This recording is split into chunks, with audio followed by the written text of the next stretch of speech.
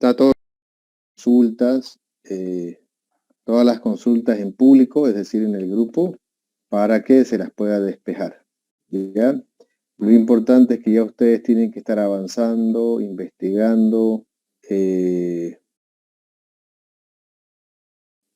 revisando literatura, revisando, en este caso, bibliografía. Ya les he dicho que la bibliografía base está en nuestro libro de Carbaugh y de Krugman. Entonces, esos son los, tal como indiqué, los libros de cabecera, ¿no? Entonces, también no se olviden de su edX, de su plataforma. También he pasado el ensayo, correcto. Y bueno, y todo lo demás, ¿no? Vayan haciendo su metodología del trabajo de investigación para que a partir de ahí sea la hoja de ruta y ustedes no se desvíen, no pongan esfuerzos innecesarios en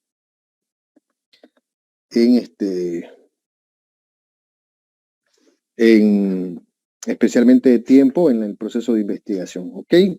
Entonces vamos a, vamos a hacer ahora un intro.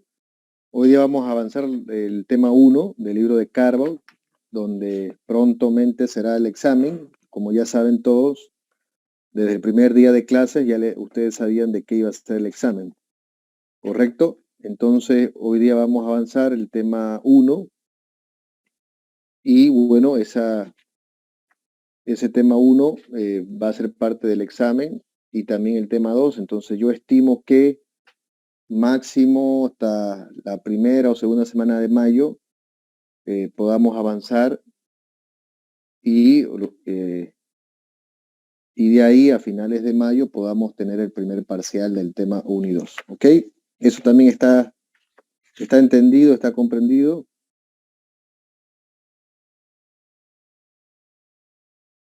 Bien. Antes de entrar, hoy día vamos a hacer una intro a la teoría clásica del comercio, pero no sin antes que ustedes entiendan un concepto, un principio básicamente, un principio básico de la economía. Entonces, la economía tiene por lo menos una lista consensuada de principios, y uno de aquellos principios es que el comercio puede mejorar el bienestar de todos. Entonces, yo quisiera escuchar sus opiniones, si ustedes están de acuerdo con este principio de economía. ¿Ya? ¿Será posible que el comercio pueda mejorar el bienestar de todos?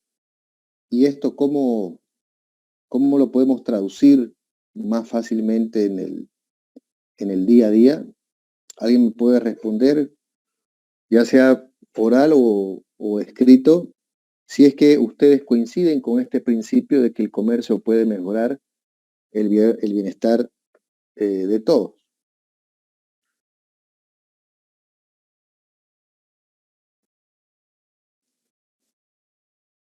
Sí, Lisen, Adelante. yo creo, bueno, estaba leyendo un poco el capítulo 1 de Carvalho y, bueno, hace referencia a que el comercio, y también lo creo, es que hace que los países puedan comerciar artículos o productos de forma más especializada. Entonces, eso hace que el comercio entre dos países lleve a un beneficio a mediano y largo plazo, puesto que estos países producen cosas donde son más productivos y se benefician al tener más ingresos y poder obviamente importar otras cosas que ellos no son tan calificados para producir. Ya, está muy bien, José Eduardo. A ver, otra opinión. Yo, Lisa. Adelante. Bueno, este tema del comercio ya se viene abordando hace tiempo porque desde que nació la civilización igual hemos comerciado, no como ahora que entregamos papel a cambio de un objeto, pero sí entregábamos, por ejemplo, hacíamos intercambio de objetos por objetos. ¿Y por qué hacía eso? ¿Por qué hacía el ser humano eso desde un principio? Porque necesitaba algo que no podía, algo que él no podía producir o no podía tener, pero que otra persona sí. Y lo mismo sucede entre los países porque puede ser que nosotros seamos capaces de producir un cierto artículo, por ejemplo, la soya, y que un país vecino no pueda, no tenga el terreno necesario, no tenga la tipología, no tenga el suelo para producir soya. Entonces ellos no van a agarrar y van a decir, bueno, toda la población deje de consumir soya y listo. Entonces ahí es cuando nace el intercambio igual entre los países, existen las ventajas comparativas de que un país tiene esa capacidad de producir algo que otro no, y existe ese beneficio mutuo entre ambos. Incluso Frederick Bastiat una vez dijo que donde entra el comercio no entran las balas. Entonces las naciones que comercian entre sí es muy difícil que lleguen a tener encontronazos, porque saben que se benefician mutuamente, porque saben que sin el comercio internacional no se puede vivir. Ahí lo vemos como un país como Cuba se está muriendo, la población no tiene absolutamente nada que comer, y lo poco que le llega es lo que la gente busca y consume, porque ellos no son capaces de producir y tampoco son capaces de recibir esa, esa demanda insatisfecha de otro país. Entonces es muy claro, yo creo que es muy clara muy claro el beneficio que brinda a los países el comercio internacional. Entonces usted me está diciendo, Diego, de que el comercio no es un juego o no es un juego No es de un juego suma de suma cero. cero, sino es un juego de suma positiva. Sí, Yo porque le no hago- porque yo comercie más con otra persona significa que voy a tener que producir menos. No sé si está bien ese sentido. bueno, está cerca. Ahora yo le hago a usted o a otros compañeros una pregunta. Las familias, ¿cómo se beneficiarían del comercio? O los países en este caso. ¿Cómo creen o cómo lo hacen operativamente? ¿Cómo se benefician? Porque estamos afirmando, fíjense, un principio de economía que indica el comercio puede mejorar el bienestar de todos. Entonces, si aterrizamos ese concepto en familias o en países, en empresas, ¿cómo se beneficiarían, cómo beneficia el comercio entre sí a los países, las familias y las empresas, a los agentes? ¿Dónde estaría la clave?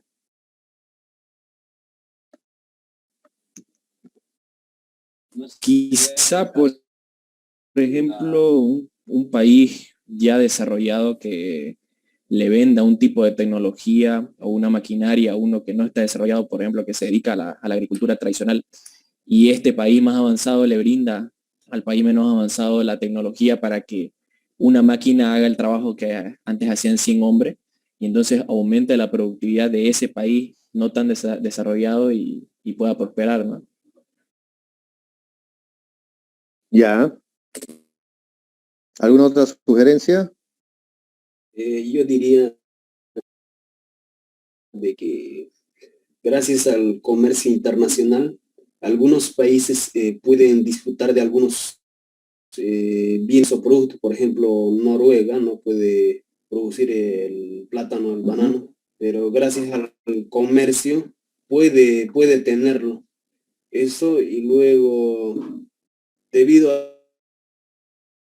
a que cada país es eficiente en la producción de algún bien. Entonces, cuando se especializan,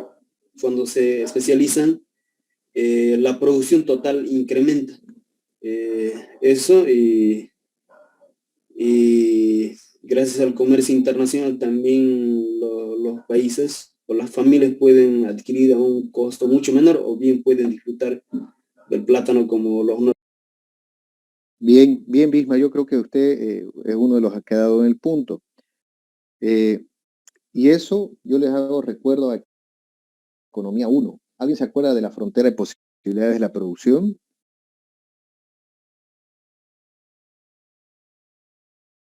Sí, que si producimos, tenemos limitaciones en producir Ya. los millones, los Ok, cuadrados.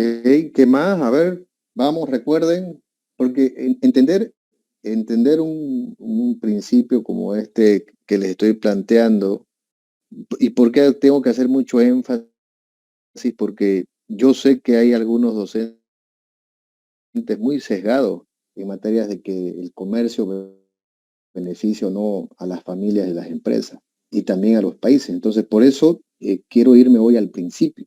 Y para entender eso tenemos que ver algo de base, que es entender o recordar qué es la frontera de posibilidades de la producción. Entonces, con entender la curva de frontera de posibilidades de la producción, nosotros podemos tener más claro, ¿no?, cómo el comercio puede mejorar la vida de un país, de una familia y obviamente de las empresas, de los agentes, ¿no? Entonces, en una economía cerrada, la frontera de posibilidades de la producción es, ¿qué es? Ineficiente. Bueno, además ineficiente, pero ¿qué es? Es limitada, ¿no? ¿Qué es la frontera? Si alguien recuerda, así como para estudiantes de ingeniería comercial, si les explicaríamos qué es la frontera de posibilidades de la producción a los ingenieros comerciales. La cesta de bienes que se puede producir en un país con los recursos que tiene. Muy bien, pero eso es aún muy técnico, ¿no? Entonces la respuesta para que los ingenieros comerciales nos entiendan, o los abogados, o cualquiera, la frontera de posibilidades de la producción representa el menú, ¿sí? El menú de un país.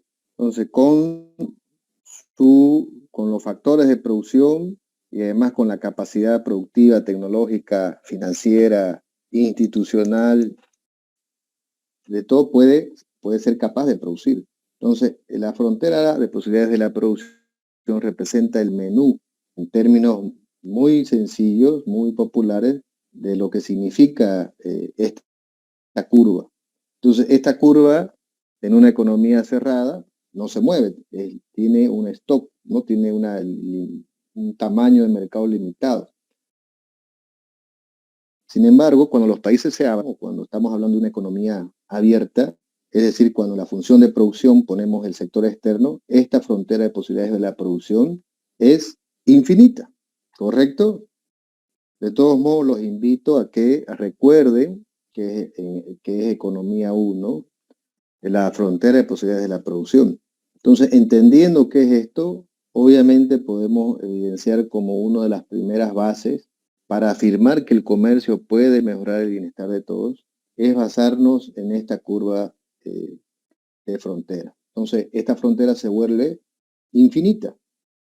Entonces, nuestras posibilidades de la producción se vuelven infinitas. Y ahí entra lo que decía, creo que Bismarck, cuando hablaba de especialización, ¿sí? Especialización y hablaba de competencia. Y aquí también hay que aclarar un concepto muy importante. Cuando nosotros hablamos de competencia en el marco del comercio o del intercambio, no es como una competencia de fútbol o un deporte. Eso es totalmente diferente.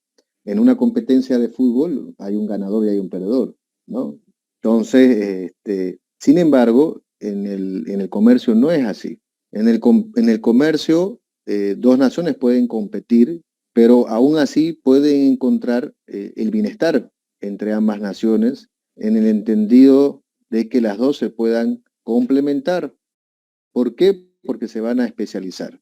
Entonces, ahí podemos evidenciar con mucha más claridad de que el comercio sí beneficia al bienestar, en este caso de las familias, las empresas y los mismos países. Entonces, no nos dejemos engañar cuando se piensa en la competencia entre dos países. Para eso diríamos de que el comercio es un juego de suma negativa. El comercio entre dos naciones no es una competencia, como les decía, deportiva, en el que uno gana y otro pierde. Por el contrario, jóvenes, el comercio entre dos países puede mejorar el bienestar de todas las naciones todos los las familias. Por ejemplo, ustedes en este momento se están sirviendo de un bien y de un servicio que nuestro país no produce, que es Zoom, que es la computadora, que es su celular, que es su ordenador. Fíjense que si no hubiera intercambio, y obviamente este intercambio trae conocimiento, no pudiéramos beneficiarnos ahorita de estar compartiendo esta plataforma digital. Y obviamente con esta plataforma digital vienen un montón de elementos que nos ayudan a que ustedes se formen. ¿Se dan cuenta?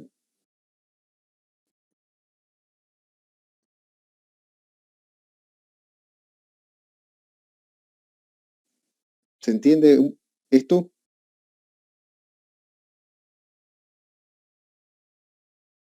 Sí, listen. Ya.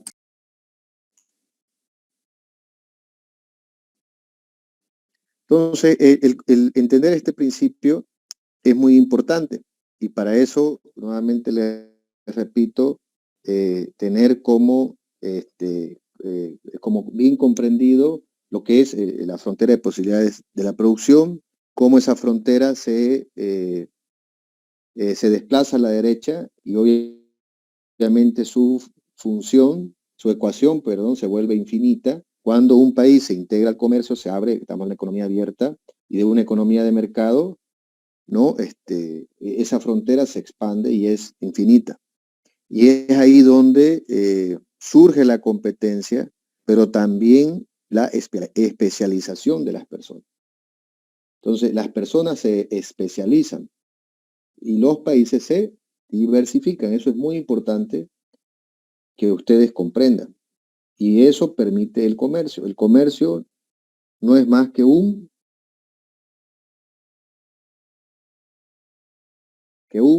ver, ¿alguien me ayuda? Un mecanismo, ¿no? Que está ahí, o una aplicación, como decía Ferguson en su video, ¿no es cierto? El comercio, decía, bueno, en este caso, la economía de mercado es como una aplicación. Está ahí y obviamente si uno aplica las reglas, las leyes, los principios de una economía de mercado, se va a beneficiar. Lo mismo pasa con el comercio. Si un país quiere beneficiarse, bueno, pues tienen que hacer una correcta política comercial, correcta política de integración, tiene que fortalecer sus mercados locales, tiene que fortalecer sus mercados laborales, tiene que fortalecer su productividad y competitividad. Entonces, yo les hago recuerdo que una economía de mercado simplemente es la que asigna los recursos mediante las decisiones descentralizadas de numerosos hogares y empresas que interactúan o intercambian en el mercado para conseguir ¿qué? Bienes y servicios. Entonces, no hay que satanizar ese concepto de economía de mercado, porque al final, cuando uno dice qué es la economía del mercado, son las personas que interactúan en un espacio donde intercambian bienes y servicios.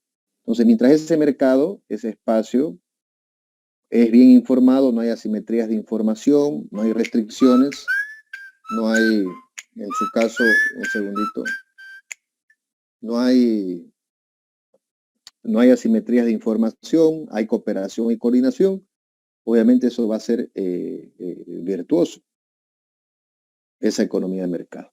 Y por lo tanto, eso va a permitir que todos se beneficien del comercio. ¿Algún comentario para cerrar esta idea muy simple de lo que es este principio que el comercio puede mejorar el bienestar de todos? ¿Qué dice de su lema?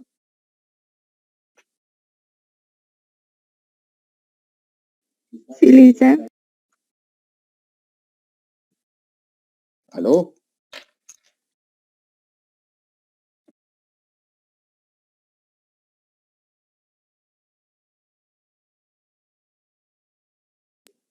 ¿Me puedo preguntar de nuevo, Lisa? Que no la escuché muy bien.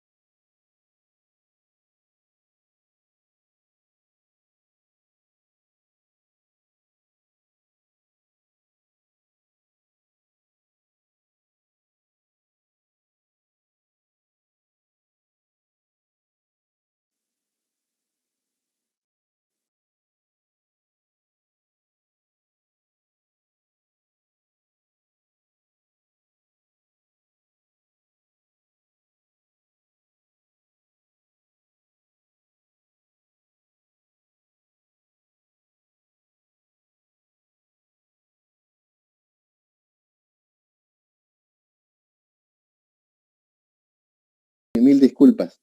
Había preguntado a una compañera, a Zulema,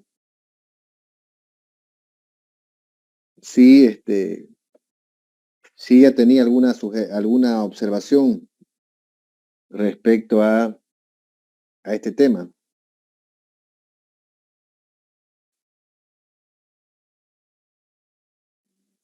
No, Lisa.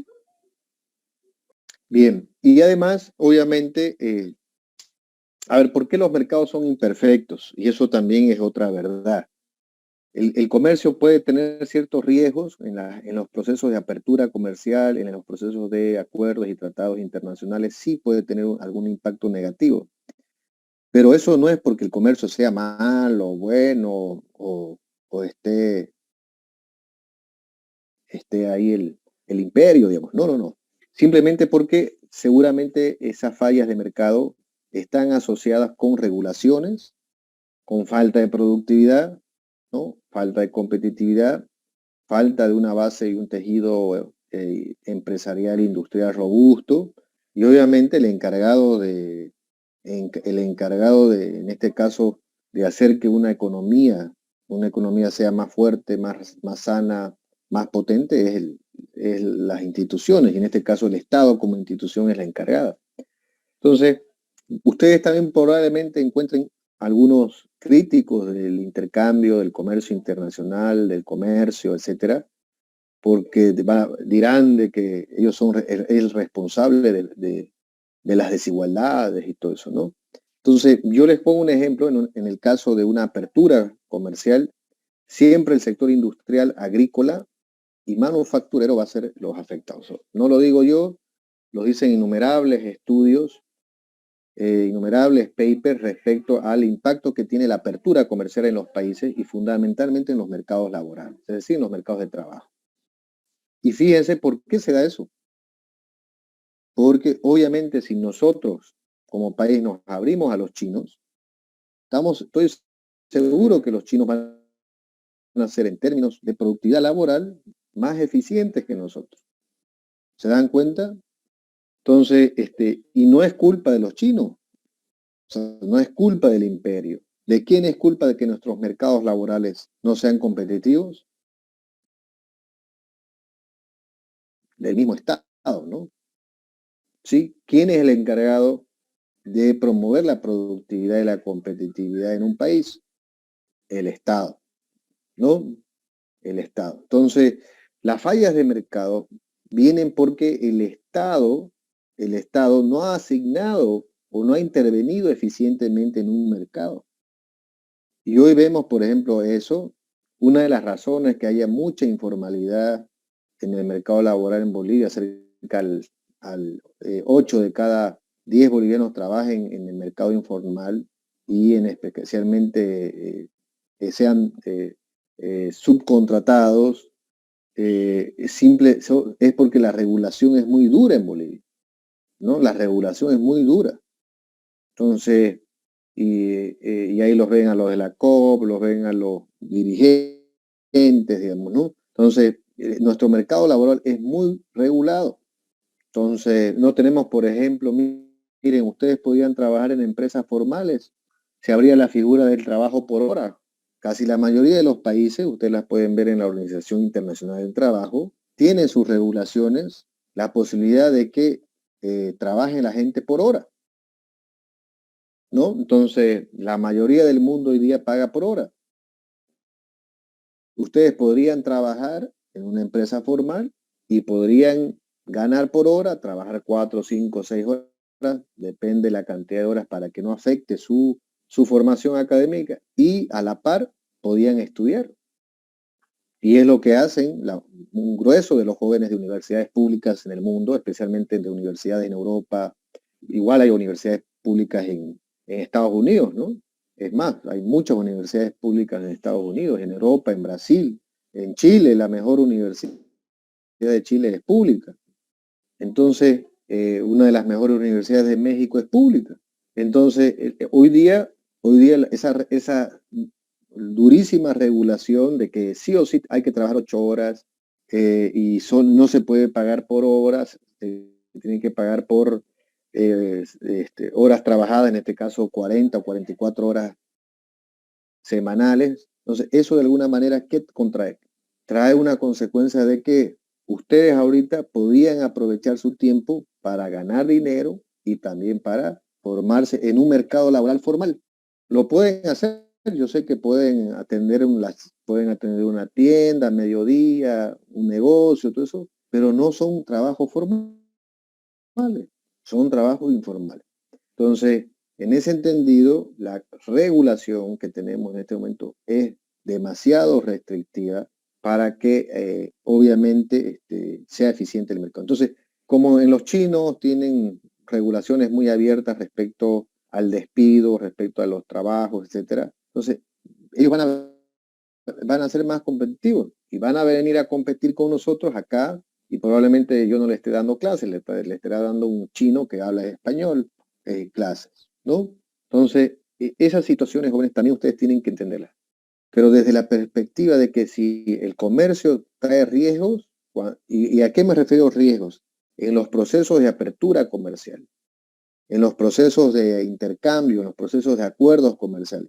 Pero en el corto plazo puede tener un impacto negativo, pero en el largo plazo los beneficios del comercio siempre van a ser de suma positiva.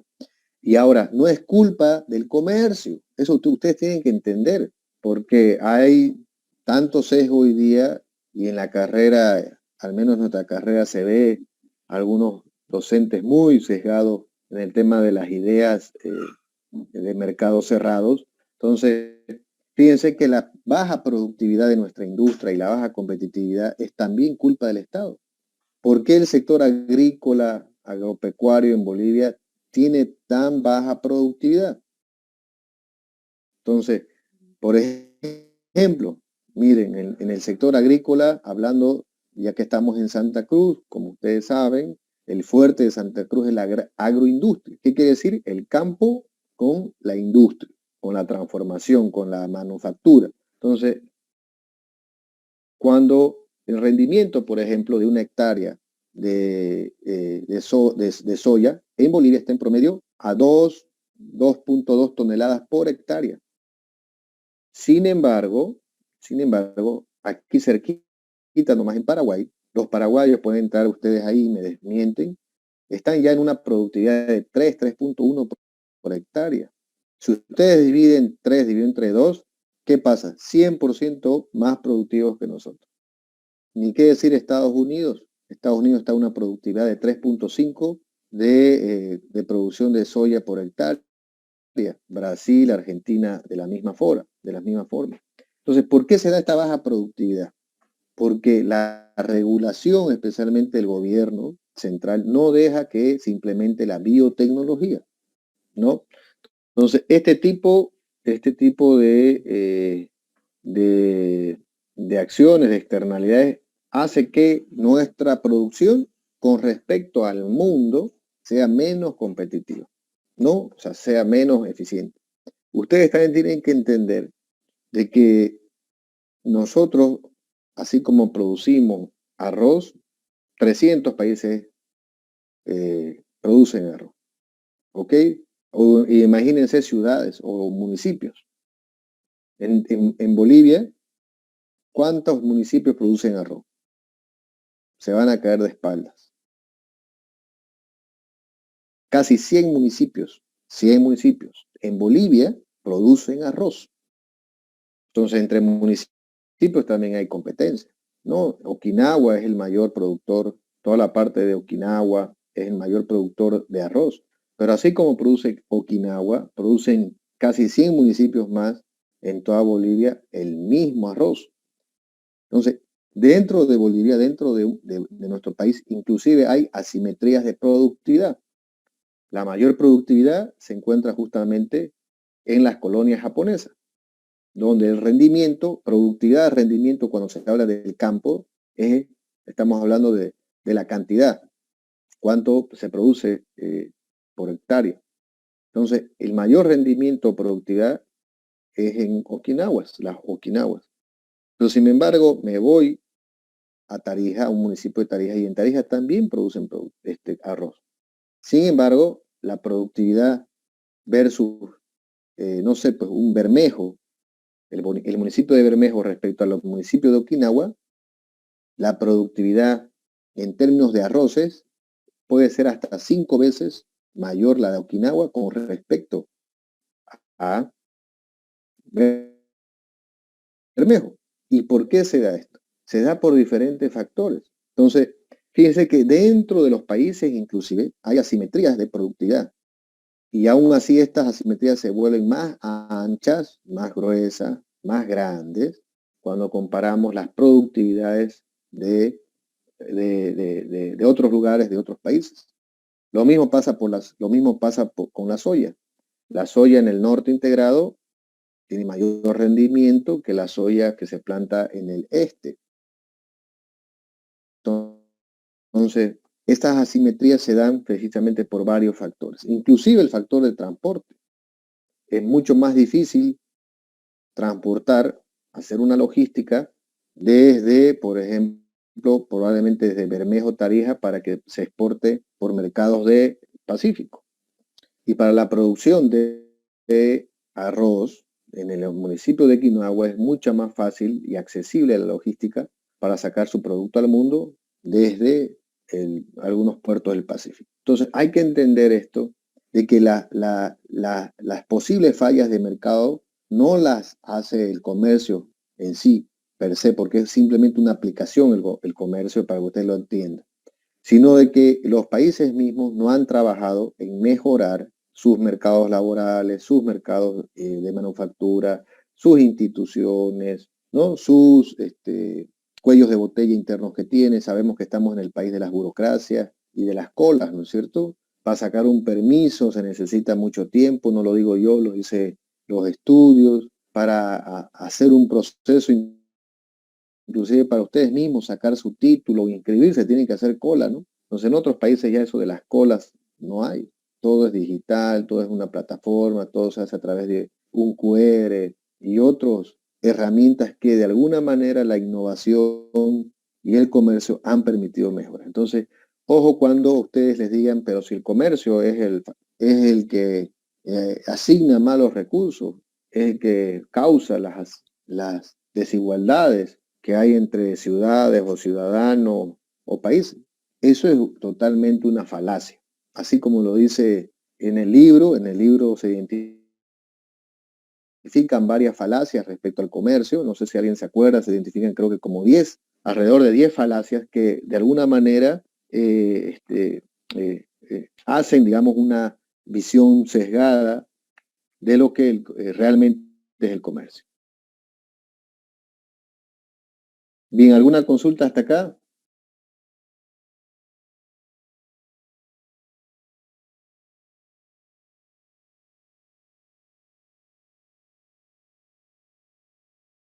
¿Aló? ¿Están ahí, chicos? ¿Se durmieron? ¿No se entendió nada? A ver, no tengo a nadie. Mire, no tengo a nadie aquí.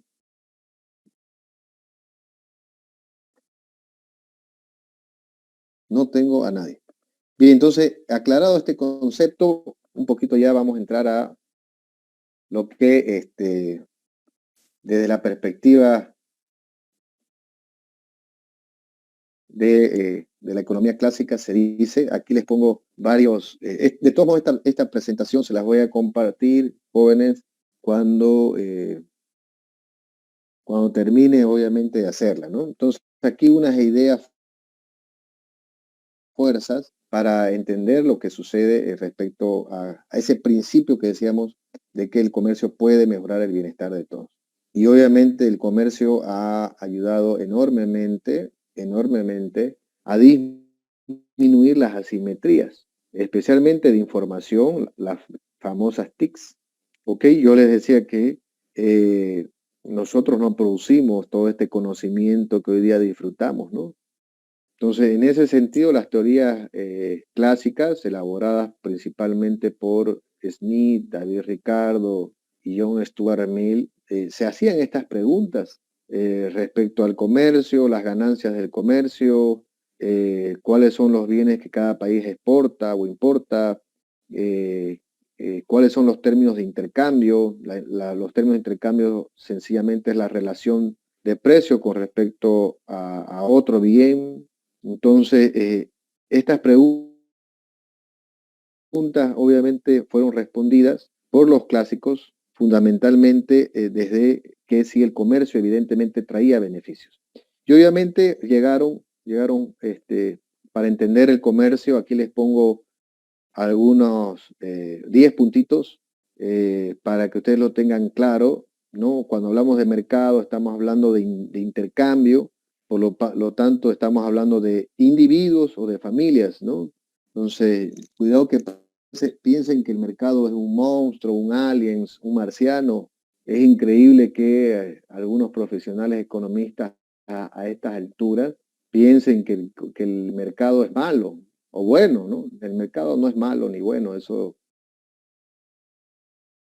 es una respuesta periodística. Entonces, el mercado, en términos estrictos, es un asignador. Ya, eso tienen que tener ustedes claros los conceptos. Simplemente el mercado, repito, es un asignador de recursos mediante las miles y miles de decisiones descentralizadas que miles y miles de personas, hogares, familias y empresas hacen día a día e interactúan para comprar bienes y servicios. Entonces, en términos técnicos, eso es el mercado. El mercado es intercambio y ese intercambio no lo hace ni un alien, ni lo hacen los Avengers. La hacen individuos y familias. Entonces, cuando hablamos de mercado, estamos hablando básicamente de los agentes, ¿no? Entonces ahí les pongo algunas ideas fuerzas sobre los factores de producción, la curva de transformación, la frontera de posibilidades de la producción, para que ustedes recuerden. Obviamente hoy día con la globalización, en el libro un poco detalla los procesos de globalización que han habido en el mundo. Estamos a puertas de la cuarta revolución industrial, o más o menos ya estamos en la cuarta revolución industrial. Entonces, este nuevo orden social ya está asociado justamente a la tecnología.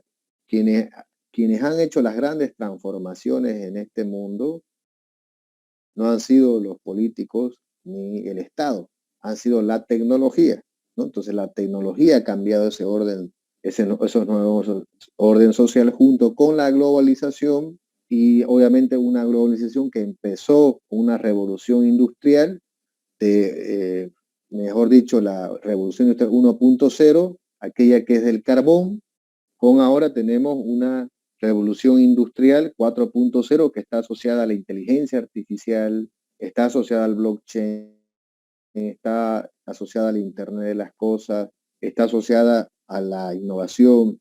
Y eso sabe que donde los también en la transformación de las empresas, ¿sí? Si ustedes le preguntan, y aquí voy cerrando, porque ya estamos en la hora más o menos, voy cerrando con esta idea muy importante.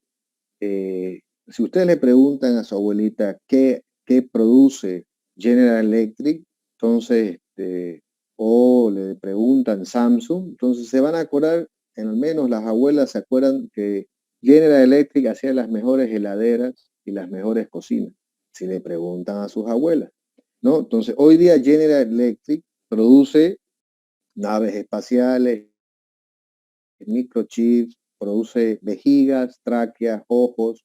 Entonces, todo lo que es asociado a la biología, asociado a la nanotecnología, ¿no? Asociado a la tecnología de punta. Pero también General Electric sí produce heladeras y produce cocinas. Entonces, probablemente los ingenieros más junior estarán produciendo heladeras y las mismas cocinas que hoy día tienen otro diseño, pero siguen siendo las mismas y buenas. Lo mismo pasa con Samsung. A veces con Samsung lo relacionamos con nuestro celular o la televisión.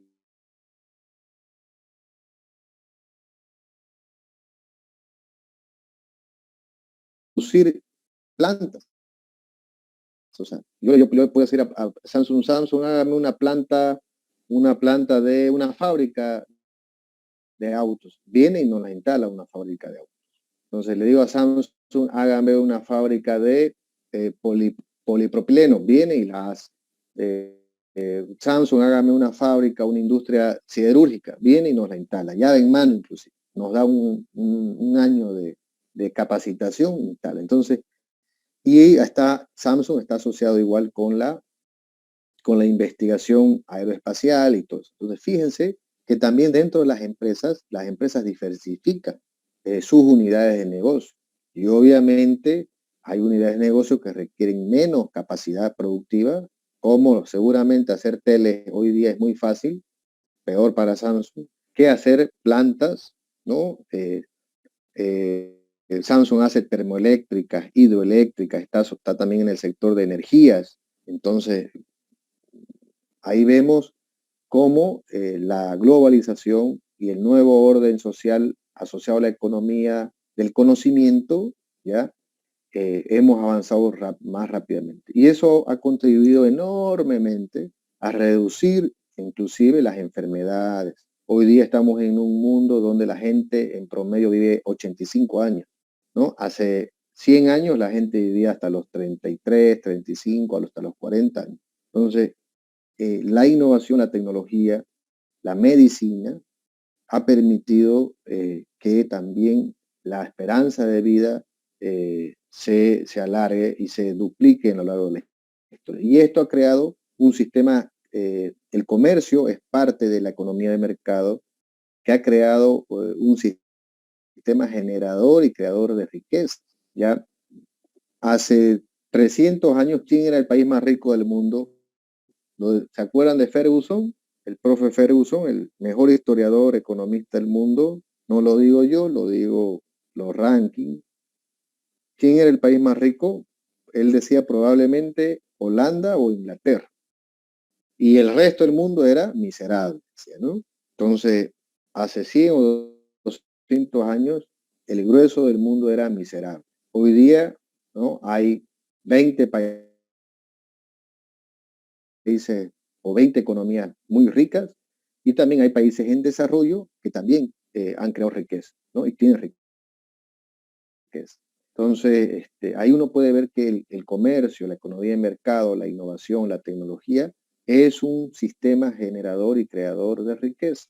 Y obviamente el comercio ha sido una de las patas muy importantes para que cerrar esas brechas de pobreza, de desigualdad y de todo.